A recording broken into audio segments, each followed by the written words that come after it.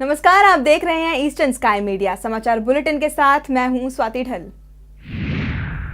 राजधानी दिल्ली में 2 दिनों से चल रहा 10वां नॉर्थ ईस्ट बिजनेस समिट शनिवार को खत्म हो गया है। समिट में डोनर मिनिस्टर जितेंद्र सिंह ने इस तरह की सभाओं को पूर्वोत्तर राज्यों के विकास के लिए काफी अहम बताया।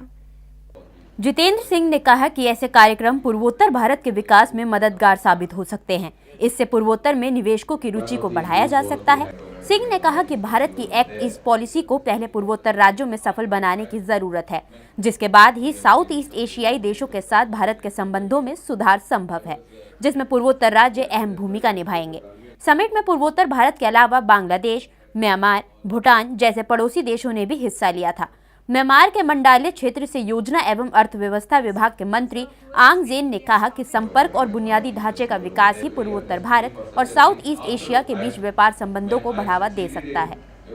We have a business meet or a business summit involving not only the stakeholders from Northeast but also business entrepreneurs and potential business investors from rest of India who could possibly invest in Northeast in the times to come. In addition, there is also substantial participation from the countries situated on the eastern borders. For example, we had senior ministers from Bhutan, from Myanmar, and we had a very senior and influential minister from the government of Bangladesh. Because I personally also believe that if we have to act east, as is being envisaged in the context of the countries on the eastern borders, we will first have to successfully act east proximal to the eastern borders, that is within the Indian borders, which comprises of these 8 northeastern states. So if we have once successfully accomplished in our initiative or in our effort or in our attempt to act east within the borders proximally, that would make the task easier for us to act east distally in the countries beyond the borders of the eastern side of the country. The problem not only from the side of the India, the problem from the side of the other countries also. If we could not come together to resolve this, I think the objective of the meet cannot be resolved. That number one, the connectivity has to be developed. So connectivity speaks so many things. When connectivity is established, and people can also say touchable together, and also each region, each state have their own potentialities. That potentialities could be transferred to the prosperity. So those things are being also focused in this kind of the meet. Tripura सरकार और power grid corporation of India ने राज्य में power grid के आधुनिकीकरण और नई transmission line के निर्माण के लिए एक समझौते पर हस्ताक्षर किए हैं। वर्ल्ड बैंक द्वारा सहायता प्राप्त इस परियोजना की अनुमानित राशि 1372.20 है। शुक्रवार को मुख्यमंत्री मणिक सरकार और राज्य ऊर्जा मंत्री माणिक डे की उपस्थिति में समझौते पर हस्ताक्षर किए गए। इस दौरान वर्ल्ड बैंक के अधिकारी, PGCIL के डायरेक्टर RN नायक भी मौजूद रहे। विश्व बैंक से सहायता प्राप्त परियोजना के तहत 3488 किलोमीटर लंबी ट्रांसमिशन लाइन का निर्माण किया जाएगा। साथ ही कई और पावर ट्रांसमिशन के सबस्टेशन बनाए जाएंगे और राज्य में पावर ग्रिड को आधुनिक बनाया जाएगा। MOU पर हस्ताक्षर के बाद मुख्यमंत्री मणिक सरकार ने PGCIL से कहा कि वो इस परियोजना का कार्य जल्द से जल्द शुरू करवाएं। उन्होंने कहा कि ये परियोजना राज्य में उद्योगों और निवेशकों को आकर्षित करने में एक महत्वपूर्ण भूमिका निभाएगी। वहीं PGCIL के अधिकारियों ने भी इस परियोजना को पूर्वोत्तर क्षेत्र के आर्थिक विकास के लिए मददगार बताया। पावर ग्रिड कॉरपोरेशन के डायरेक्टर RN नायक ने कहा कि इस परियोजना के पूरा होने के बाद बिजली के ट्रांसमिशन में होने वाले नुकसान में कमी आएगी। बता दें कि त्रिपुरा के साथ साथ विश्व बैंक ने नॉर्थ ईस्ट रीजन के अन्य राज्यों में भी बिजली प्रणाली में सुधार परियोजना के लिए 8150 करोड़ की राशि पर मुहर लगाई है, जिसका काम इस साल शुरू कर दिया जाएगा। To overcome the problem, supply of power to the end user in the state, we want to remove. In this regard, this particular project will be of immense helpful. Tripura is the first MOU I signed today. These MOUs are same for everyone, and in the rest of the states is expected shortly. For Northeast, BSNL and Power Grid have signed a MOU for a 10 years agreement, and they will be taking the bandwidth from us. Tripura के मुख्यमंत्री मणिक सरकार ने शुक्रवार को केंद्र सरकार और कांग्रेस पर जमकर निशाना साधा। उन्होंने कहा कि बीजेपी अमीरों की पार्टी है और कांग्रेस और बीजेपी में कोई फर्क नहीं है। बिजली विभाग श्रमिक संघ के राज्य सम्मेलन को संबोधित करते हुए मणिक ने कहा कि केंद्र सरकार को सिर्फ कॉरपोरेट घरानों की फिक्र है, गरीबों की नहीं। उन्होंने कहा कि बीजेपी भी कांग्रेस पार्टी के नक्शे कदम पर चल रही है। बीजेपी को सांप्रदायिक पार्टी करार देते हुए सरकार ने कहा कि कांग्रेस तो पर्दे के पीछे से सांप्रदायिकता का खेल खेलती थी, लेकिन बीजेपी सामने से ही ऐसा कर रही है।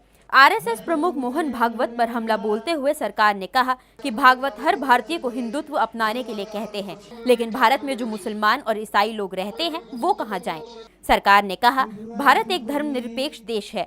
संविधान में लिखा है कि राज्य किसी व्यक्ति के धार्मिक विश्वास या विश्वास में हस्तक्षेप नहीं करेगा, लेकिन भाजपा और आरएसएस सीधे लोगों की धार्मिक आस्था में दखल दे रहा है। स्वतंत्रता की लड़ाई में बीजेपी के अहम रोल के दावे का खंडन करते हुए सरकार ने कहा कि बीजेपी झूठ बोलती है।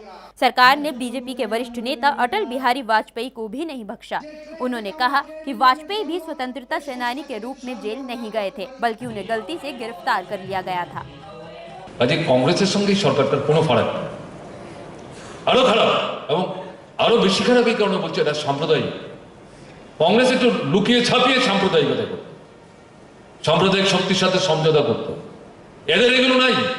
এদের প্রাণ ভ্রমণ হচ্ছে আরএসএস, রাষ্ট্রীয় স্বয়ংসেবক সংঘ। দেশের স্বাধীনতা সংগ্রামে যাদের কোনো ভূমিকা ছিল না, ব্রিটিশের পায়ে বরং তেল মেখেছে।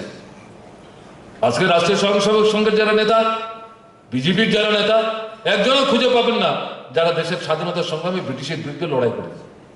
জেলে গেছে। বাজপেয়ী ভুল করে গেছিলেন, পরে মুচে লাগা দিয়ে জেলখানা থেকে বেরিয়েছেন, স্বাধীনতা সংগ্রামে অংশগ্রহণ করে না। মেলা দেখতে গিয়ে সেখানে পুলিশের তাড়া খেয়ে জেলে ঢুকেছিল না বুঝো। এরকম একজন নেতা না, এদের হাতে দেশটা পড়েছে। আরএসএস কি বলছে? তাদের যে মূল নেতা মোহন ভাগবত, তিনি বলছেন এই ভারতবর্ষ আদি অনাদিকাল থেকে হিন্দু রাষ্ট্র ছিল। মাঝখানে অনেক রকম লোকজন এসেছে, এগুলো চলবে না। এখন ভারতবর্ষের মধ্যে থাকতে গেলে পর সবাইকে হিন্দু সংস্কৃতি গ্রহণ করতে হবে। তাহলে মুসলমানরা কোথায় যাবে? 18-19 কোটি মুসলমান, বাংলাদেশের চাইতে বেশি, পাকিস্তানের চাইতে বেশি, মধ্যপ্রাচ্যের বিভিন্ন মুসলমান প্রধান রাষ্ট্রের চাইতে বেশি। ইউরোপ হচ্ছে পৃথিবীর মধ্যে সবচেয়ে উন্নত এলাকা, অনেকগুলো রাষ্ট্র নিয়ে। ইউরোপের কোনো একটা রাষ্ট্রে 18 কোটি লোকই নাই, আর আমাদের দেশে শুধু মুসলমান হচ্ছেন মানুষ আছেন 18 থেকে 19 কোটি। বলছে যে সবাইকে হিন্দু সংস্কৃতি গ্রহণ করতে হবে বলে তো মুসলমান অংশের মানুষদেরকে হিন্দু সংস্কৃতি গ্রহণ করতে হবে। কি বলছেন এই সমস্ত কথা? খ্রিস্টানরা কোথায় যাবে? বুদ্ধিস্টরা কোথায় যাবে? জৈনরা কোথায় যাবে? শিখরা কোথায় যাবে? এই কিরকম কথা হলো? তো আমাদের দেশের সংবিধান সংশোধন করে তার মুখবন্ধে যেটা বলা হলো, আমাদের রাষ্ট্র হবে ধর্ম নিরপেক্ষ। ধর্ম ব্যাপার রাষ্ট্রের কিছু করার নাই, ধর্ম যার যার ব্যক্তিগত। राजधानी दिल्ली में पिछले दिनों चर्च पर हुए हमले का विरोध अरुणाचल प्रदेश में भी शुरू हो गया है। शुक्रवार को अरुणाचल प्रदेश कैथोलिक एसोसिएशन और अरुणाचल ईसाई फोरम ने इसके विरोध में न्योकुम लापांग ग्राउंड में रैली निकाली। अरुणाचल प्रदेश कैथोलिक एसोसिएशन के पूर्वोत्तर क्षेत्र के प्रभारी तोक बोतम ने कहा कि पिछले दिनों देश की राजधानी में जिस तरह से चर्च पर हमले हुए, उससे पूरे ईसाई समुदाय की भावना को ठेस पहुंची है। बोतम ने कहा कि हम भी भारत के नागरिक हैं और हमें भी धर्म का अधिकार है। उन्होंने कहा कि ये प्रदर्शन ईसाई समुदाय की एकजुटता को दर्शाता है कि हम सब साथ हैं। इस दौरान बोतम ने आरएसएस प्रमुख मोहन भागवत के उस बयान की भी निंदा की, जिसमें उन्होंने कहा था कि मदर टेरेसा की गरीबों की सेवा के पीछे का मुख्य उद्देश्य ईसाई धर्म में धर्मांतरण कराना था। बोतम ने कहा कि मानवता सबसे बड़ा धर्म है और जो लोग मदर टेरेसा के खिलाफ हैं वो समाज के गरीब वर्ग के खिलाफ हैं। इस दौरान उन्होंने सभी से शांति, प्रेम और भाईचारे की दिशा में काम करने का आग्रह किया। धर्म का खिलाफ में हमको किसी का विरोध हम लोगों को नहीं करने का ऐसे अधिकार दिया गया है, लेकिन भारत संविधान के अधिकार के अनुसार भी जिनको राइट दिया गया है, इसका खिलाफ में भी आज हमारे कोई भाई लोग, हमारा खासकर हमारा क्रिश्चियन भाइयों को, जैसे यूपी है, बिहार है, दिल्ली है, ऐसे इस देश में कई ऐसे प्रदेश में इन लोगों ने अत्याचार कर रहा है। हमारा गिरजाघर को आग जला रहा है, हमारा पादा लोगों को परेशान कर रहा है, हमारे विश्वासी भाई लोगों को परेशान कर रहा है। माइनॉरिटी का नाम में इसी तरह का जो विचारधारा है, इसी तरह का जो सोच विचार है, इस तरह का जो काम वो हम बर्दाश्त नहीं कर सकते हैं। इसी के कारण आज हम अपने मौजूद को यहाँ में हम लोग दर्शाने के लिए हम लोग यहाँ पीस प्रोसेसन करने के लिए आए हैं। इम्फाल में बुधवार को हुए धमाके के विरोध में all Manipur minority students association ने शुक्रवार रात से 48 घंटे का बंद बुलाया था। बंद के चलते सामान्य जीवन अस्त व्यस्त रहा। All Manipur minority student association ने मणिपुर में हुए धमाके की कड़ी निंदा की है। एसोसिएशन की तरफ से मृतकों के परिजनों को जल्द से जल्द न्याय देने की मांग की गई है। एसोसिएशन के द्वारा बुलाए गए बंद के चलते राजधानी इम्फाल वीरान नजर आया। वहीं दोनों राष्ट्रीय राजमार्गों पर भी सन्नाटा पसरा रहा। सरकारी संस्थानों से लेकर निजी संस्थानों तक सभी जगह ताले लटके मिले। बता दें कि बुधवार को हुए धमाके में 3 लोगों को अपनी जान गंवानी पड़ी थी, जबकि 20 से ज्यादा लोग जख्मी हुए थे। ईटानगर के सोलुंग मोपेन ग्राउंड में शनिवार को विभिन्न जनजातियों की कला, संस्कृति और परंपरा के संरक्षण को बढ़ावा देने के लिए निःशुल्क ट्रेनिंग सेशन की शुरुआत की गई। दीपी उयू मोनम के नाम पर शुरू किए गए ट्रेनिंग सेशन का आयोजन आदि गालो indigenous culture and training forum द्वारा किया गया है। फोरम का उद्देश्य है कि प्रदेश की सभी महत्वपूर्ण जनजातियों की कला, संस्कृति और परंपराओं को आने वाली पीढ़ियों के लिए संरक्षित किया जाए। दीपी उयू मोनम की इस ट्रेनिंग में बांस शिल्प से देवी देवताओं की तस्वीरें बनाना सिखाया जाएगा। दीपी उयू मोनम के महत्व को बताते हुए फोरम के अध्यक्ष मार्पे बोजिर ने कहा कि किसी भी जनजाति की सदियों पुरानी परंपरा को संरक्षित करना बेहद अहम है, ताकि आने वाली युवा पीढ़ी भविष्य में पारंपरिक प्रथाओं को सीख सके। ट्रेनिंग के पहले दिन दिरशी, होनियो, रीमे और ताजिर सहित कई चीजों को बनाने की तकनीक सिखाई गई। हमारा जो अपना दोनीपोल को, हम लोग दोनीपोल को जो मानने वाला, अपना जो कल्चर को, अपना ट्रेडिशन को जो मान के हम बहुत ये दिनों के बहुत साल के बाद हम लोग देखा हुआ हमारा